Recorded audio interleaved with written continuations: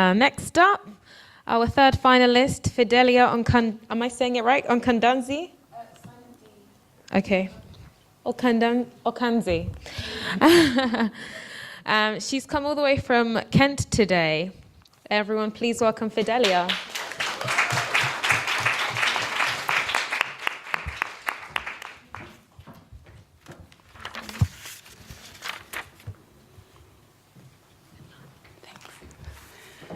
So, today I'll be talking about education, youth, and resilience.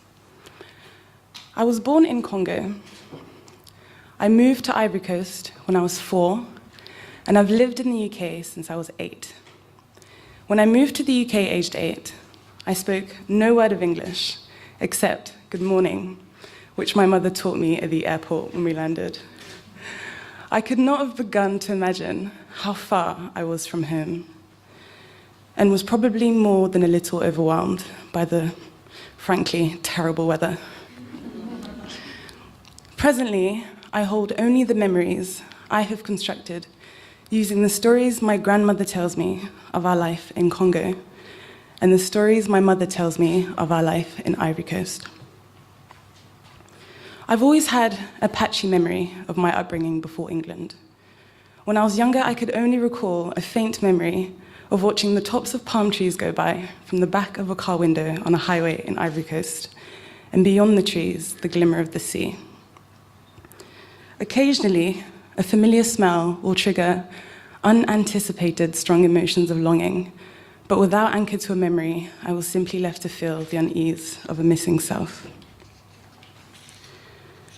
When I visited Congo for the first time in 2011, since my departure at age 4, I found myself forced to acknowledge something I'd only heard in passing from my mother.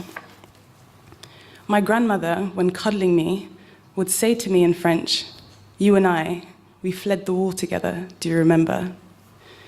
And she would tell me the story of how she carried me on her back, age 3, as bombs fell from the sky in Congo-Brazzaville. She would tell me how she could still hear the missiles ringing in her ears as she slept, all the while asking me if I remembered. At the time, I felt stupid and ashamed for not remembering. I felt guilt in not being able to share in my grandmother's experience of pain and trauma. But it wasn't until I was doing my undergraduate degree in psychology that I was provided with many means to explaining my selective amnesia. And that, for me, is where my journey began. Against all odds, I went to Cambridge University because I decided that I wanted to become a clinical psychologist working in pediatrics.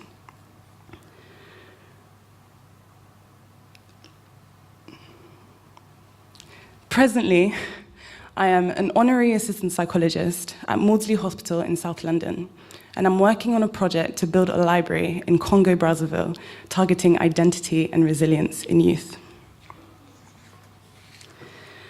Many significant milestones were met on my first trip back to Congo in 2011.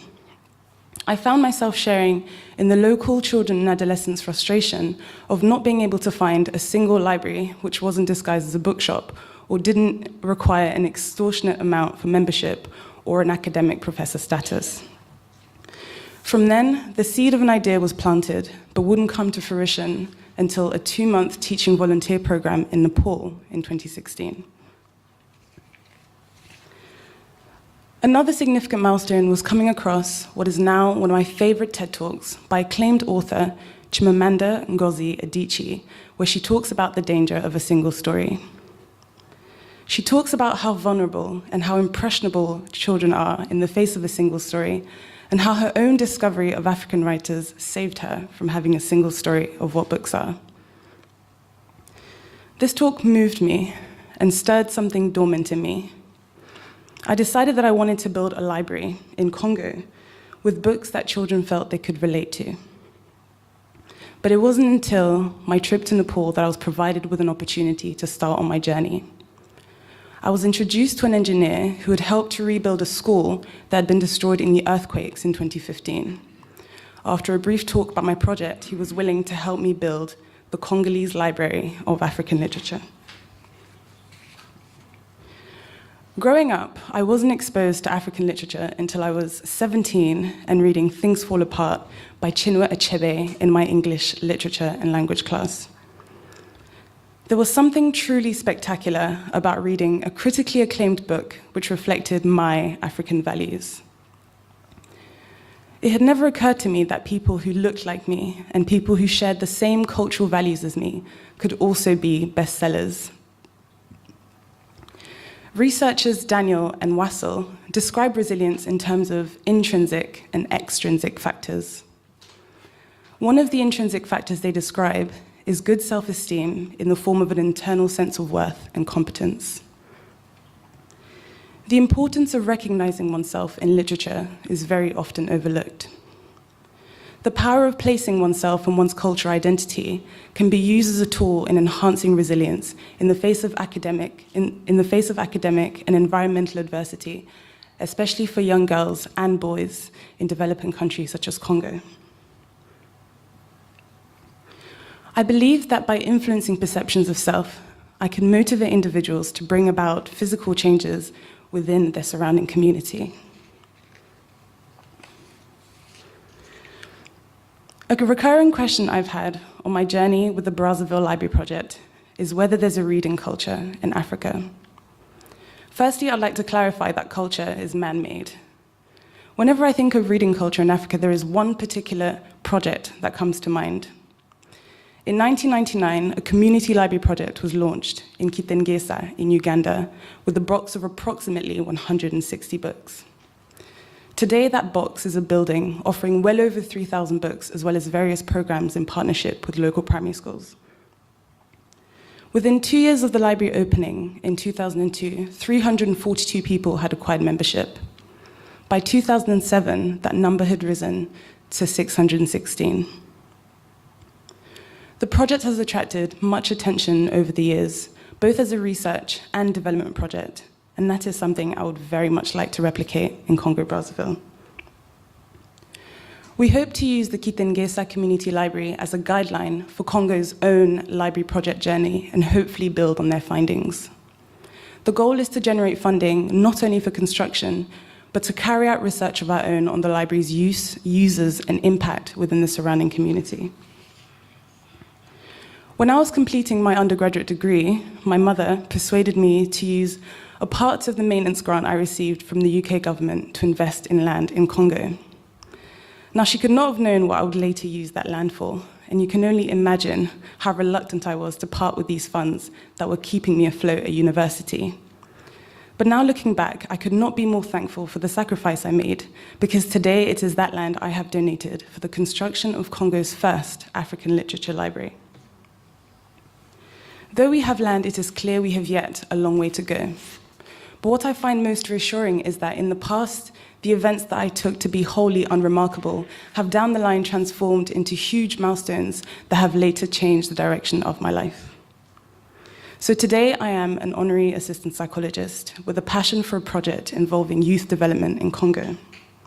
But I hope that over time, my own resilience will allow me to develop the dreams, aspirations, and contribution I hope to make to the world.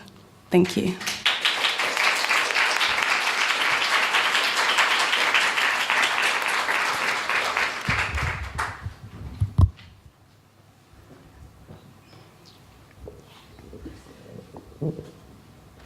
Fidelia? Yeah, thank you so much. Hello.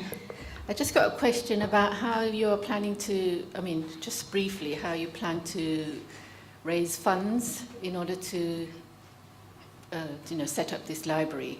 Yeah. So we have a fundraising going on for initial plan. So we're raising about £2,700 for initial site visit for the engineer, for to go to Congo and meet with government officials and kind of get an overall idea of what the project will be like, what we'll need, and all that stuff. And also, the money that we're fundraising for will also go towards funding applications, which the engineer will help me with. And I'm also hoping to build a tribe of some sort to help me out, because it's quite difficult doing it with 2 people. But the idea is we apply to loads of funding sources, and hopefully generate funding that way, but it will definitely take a lot longer. Maybe, I'm thinking 5, 6 years. So, yeah. Thank you very much, Fidelia. I was struck by your use of the term resilience, and I'm wondering whether it's to do with your work as a clinical psychologist, or whether you chose it for different reasons. And I'm asking this because it's one of those terms that we hear a lot at work. For example, as academics, we are taught it's not that you have to work too much; you just have to become more resilient. Yeah. You know, you have to just be able to work 70 hours a week and still be strong and healthy, and all those kind of things. So I was wondering whether you could expand on that a bit more, especially in relation to the link between reading and building up resilience. Yeah. I came across the term resilience when I was completing my master's degree. I found that it was surprisingly something that I somehow didn't come across beforehand. And I also felt it was a part of me that I hadn't otherwise been exposed to before. And I did my master's degree on it, and then the idea of the library, this whole build-up.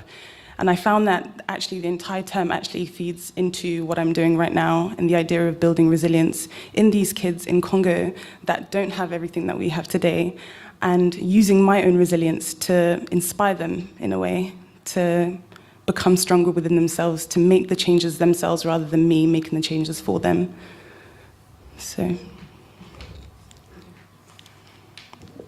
Could I ask you just to amplify a little bit how that connects to what you referred to as the danger of a single story?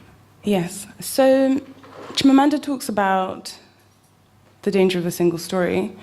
The thing about kids in Congo is that not only do they not have the access to schools, the access to books that we do, the abundant access to books, it's that a lot of the books that they receive are from the West, and they don't portray them as black people, as black kids.